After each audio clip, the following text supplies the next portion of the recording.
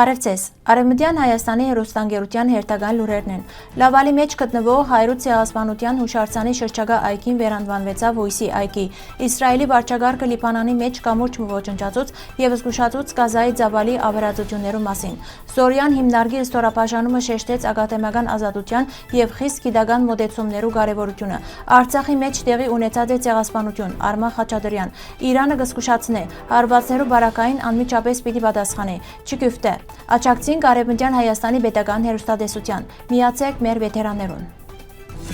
Կանադայի Լավալ քաղաքին մեջ գտնվող Հայրութ ցեղասպանության հուշարձանին հարակից այգին պաշտոնապես վերանվանվեցավ հույսի այգի, Հայրութ ցեղասպանության հիշադակի միջոցառումներու ծիրին մեջ շեշտելով այնտեղ դեղատրված զոհերու հիշադակի նվիրված հուշարձանին կարևորությունը։ Լավալի քաղաքապետական խորհրդի հայազգի անդամ Սեդա Թոփոզյան նշեց, թե այս քայլը մեծ նշանակություն ունի քաղաքի հայ համայնքին համար եւ գխորհրդանշե համերաշխությունը, ինչպես նաեւ հավատարմությունը խաղաղության եւ արդարության արժեքներուն։ Ան նաեւ շնորհակալություն հայտնեց գործընկերներուն եւ քաղաքի վարչակազմին նախաձեռնությունը իրականացնելու համար։ Մինչ Հայաստանի մեջ հաջող քննարկումներու առիթ կդառնան Հայրութ ցեղասպանության եւ Արցախի նյութերու նկատմամբ պետական վերաբերմունքը, Կանադայի մեջ հանրային տարածքը կվերանվանվի ի հիշադակ ցեղասպանության զոհերուն։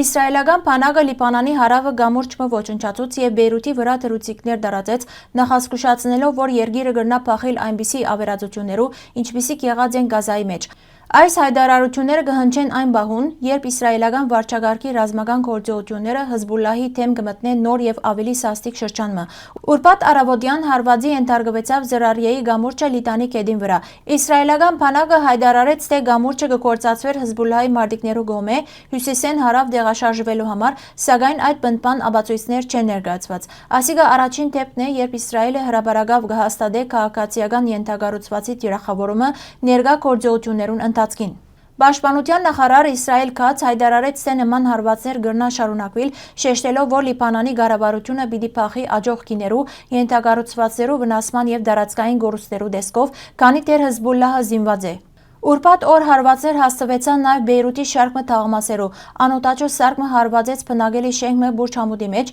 իսկ առանցին հարվածներ տեղի ունեցան Ժնահ եւ Նբա թաղամասերու մեջ։ Լիբանանի առողջապահության նախարարության տվյալներով մարտի սկիզբեն ի վեր Իսրայելի հարվածներուն հետևանքով զոհված է առնվազն 773 մարդ, վիրավորված 1933-ը, որոնց մեջ 103 երեխա։ Ավելի քան 800,000 մարդ ստիպված եղած է լքել իր տունը։ Բեյրութի վրա դարացած թռուցիկներուն մեջ նշված էր, թե Լիբանանը կգնա փախել Գազայի նման իրավիճակի։ Դարաձաշրջանին մեջ լարվածությունը կշարունակի աճել եւ միջազգային դիտորդները կզգուշացնեն, որ հագամարտության ընդլայնումը կգնա խորացնել Լիբանանի մարդասիրական ճգնաժամը։ Ցեղասպանության եւ մարդու իրավունքներու ուսումնասիրություններու միջազգային հիմնարկը, որ կհանդիսանա Զորյան հիմնարկի մասնաճյուղը, հրաբարակած իր հայտարարության մեջ ցեղասպանագիտության բնագավառին մեջ քաղաքական շահարկումներու եւ ագաթեմական անկախության վերաբերյալ անգամ եւս կշեշտե ագաթեմական ազատության եւ խիստ գիտական մոդեցումներու կարեւորությունը։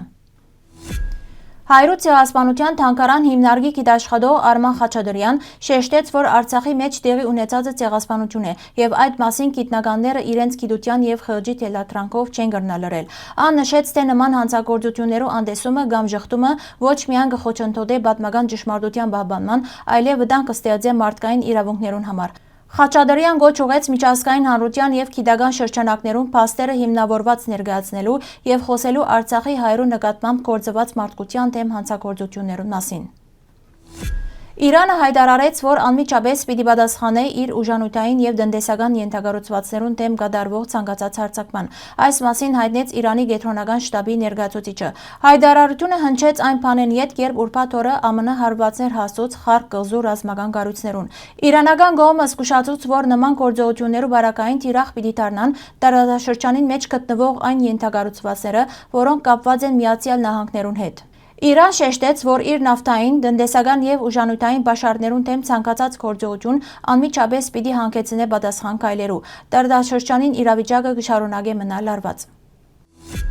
Չկյուֆտեն արևմտահայկական ավանդական ուտեստ է, որ կպատրաստվի բարձակարգ հում դավարի աղացած միսեն համեմված ցավարով, սոխով, բղբեղով եւ գանաչիներով։ Միսը պետք է շատ թարմ լա, հաճախ կմատուցվի հում փաչարեղենի հետ։ Բաղադրիչներուն եւ պատրաստման եղանակին համար կխնդրենք այցելել մեր պաշտոնական կայք։